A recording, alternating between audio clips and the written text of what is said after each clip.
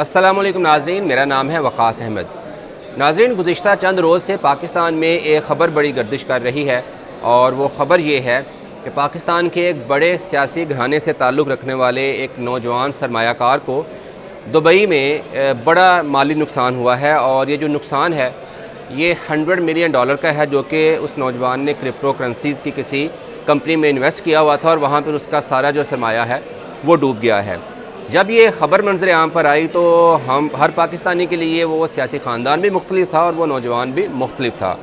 मैं इस व्लॉग में ना तो उस नौजवान की शनाख्त पर कोई बात करूँगा और ना ही उस सियासी ख़ानदान पर कोई तबसरा करूँगा कि उस नौजवान का ताल्लुक़ किस सियासी ख़ानदान से था, लेकिन मैं इस व्लॉग में इस मुद्दे पर बात करूँगा कि क्या वाकई किसी पाकिस्तानी सरमायाकार को दुबई की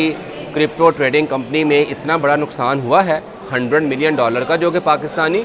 27-28 अरब रुपए बनते हैं। क्या वाकई ये नुकसान हुआ है? और अगर ये नुकसान नहीं हुआ तो फिर ये ख़बर किस तरह से ब्रेक हुई और क्यों ये ख़बर इतनी डिस्कस की जा रही है? तो अगर हम ये कहें कि क्या ये नुकसान हुआ था कि नहीं हुआ, तो उसका जवाब है कि नुकसान बिल्कुल नहीं हुआ था, लेकिन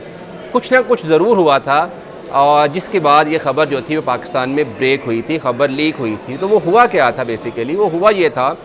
कि जिस कंपनी में इस पाकिस्तानी नौजवान ने या उसकी टीम ने इन्वेस्ट किया हुआ था, उस कंपनी में चोरी हुई थी और उसके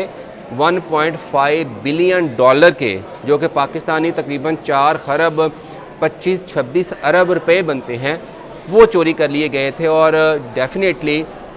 जो डिजिटल करेंसी या जिस डिजिटल करेंसी के वॉलेट से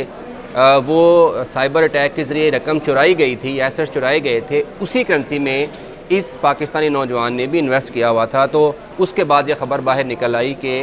पाकिस्तानी नौजवान को इतना नुकसान हो गया है। तो ये जो कंपनी है ये बहुत बड़ी कंपनी है, बिटबाइकअप इस कंपनी का नाम है। 2018 में ये कंपनी जो थी वो दुबई में कायम की गई थी। बिन जाओ नामी ये बंदा है,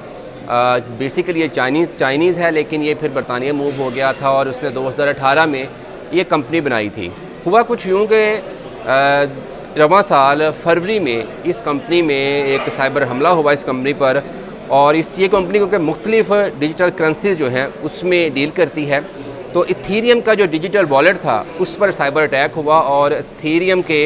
जो $1.5 बिलियन के जो एसेट्स थे, जो कि पाकिस्तानी तकरीबन 4 खरब 25 अरब रुपए बनते हैं, वो चोरी कर लिए गए। अब इतनी बड़ी कंपनी में इतना बड़ा चोरी हो जाना डेफिनेटली वो बड़ी परेशान कुन थी, लेकिन इस कंपनी के जो CEO थे या एडमिनिस्ट्रेशन थी, उन्होंने फ़ौरी तौर पर अपने सार्फिन को कहा तो आपको परेशान होने की ज़रूरत नहीं है, हम ये पैसे जो हमलावर थे साइबर अटैकर उनसे वापस करवा पाते हैं या नहीं करवा पाते, आपको ये जो पैसे चोरी हुए हैं ये आपको वापस मिल जाएंगे, तो आप जो है वो अश्योरिटी रखें। ये कंपनी की अगर हम बात करें तो 6 करोड़ से ज़ायद सार्फिन है दुनिया में, और वो तो 1 या 2 या 5 या 10 पाकिस्तानी इन्वेस्टर्स होंगे जिनके पैसे हैं। 6 करोड़ कस्टमर्स के ट्रस्ट की बात थी, तो इन्होंने इतनी एश्योरिटी दिलाई कि आप बेफिक्र रखें, आप इन ख़बरों पर कोई यकीन रखें ही ना कि आपके जो पैसे जो हैं वो इथीरियम के वॉलेट से चोरी हो गए हैं। तो अब कुछ ये भी ख़बरें आ रही हैं कि इस कंपनी ने जो हैकर्स हैं उनको ट्रेस आउट करने के लिए या वो पैसे चोरी करके कहाँ भिजवाए गए थे वो रिट्रीव या वापस लाने के लिए भी कोशिश की जा रही हैं। लेकिन इसके साथ साथ इस कंपनी ने अपने जो इसके पैसे पड़े हुए थे वो उठा के इन्होंने इथीरियम के उस वॉलेट में रख दिए हैं, ताकि अगर जो सार्फिन जो मुतासर हुए थे इस साइबर हमले में वो अगर अपने पैसे विड्रॉ करवाना चाहते हैं तो वो वहाँ से विड्रॉ करवा सकते हैं। यानी कंपनी ने अपने जो ट्रस्ट था, अपने सार्फिन का ट्रस्ट था, वो बरकरार रखा है, क्योंकि जब आप इतनी बड़ी कंपनी में इन्वेस्ट करते हैं तो इस कंपनी की ये श्योरिटी होती है कि अगर कोई चोरी होती है, कोई साइबर अटैक में एसेट्स जो हैं वो आगे पीछे हो जाते हैं, तो ये रिस्पॉन्सिबिलिटी जो है आपके एसेट्स की या आपके पैसों की वापसी की वो इस कंपनी की है, या इस कंपनी की है या फिर उस कंपनी की है, इंश्योरेंस कंपनी की, जिसने इस कंपनी के साथ और इन्वेस्टर के साथ रब्ता किया होता है। तो दोनों तरफ से ये एश्योरिटी दी जाती है इन्वेस्टर्स को कि आपका पैसा महफूज रहेगा। तो इस केस में भी ऐसा ही हुआ था कि जब ये ख़बर आई तो बहुत सारे लोग पैनिक हुए थे। तो मेरे ज़राए के मुताबिक किसी तरह से किसी ने बताया कि जी हमारे भी पैसे जो थे वो इथीरियम में थे, जो एसेट्स चोरी हुए हैं, तो हमारा भी कोई इतना $100 मिलियन के करीब इन्वेस्टमेंट थी जो चले गए हैं। तो उसके बाद कितने महीनों के बाद ये खबर पाकिस्तान में ब्रेक हुई और उसके बाद ये फिर लोगों ने डिस्कस करना शुरू कर दिया कि ये किसका नौजवान, किसका बेटा था, किसका रिश्तेदार था, किसका दामाद था, ये ख़बरें सारी आना शुरू हो गई। लेकिन मेरी राय के मुताबिक इस कंपनी ने बहुत सारे जो एसेट्स हैं वो वापस लाकर अपने जो वॉलेट है उसमें रख दिए हैं। बहुत सारे लोगों ने, जो इन्वेस्टर्स थे, उन्होंने अपने पैसे विड्रॉ भी करवा लिए हैं और मुझे यकीन है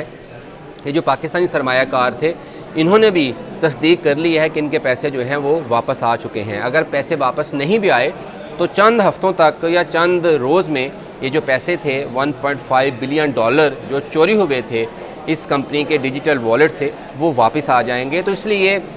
किसी भी पाकिस्तानी के पैसे ना तो दुबई की क्रिप्टो मार्केट में डूबे हैं और ना ही किसी को 100 मिलियन डॉलर का या 27-28 अरब रुपए का नुकसान हुआ है।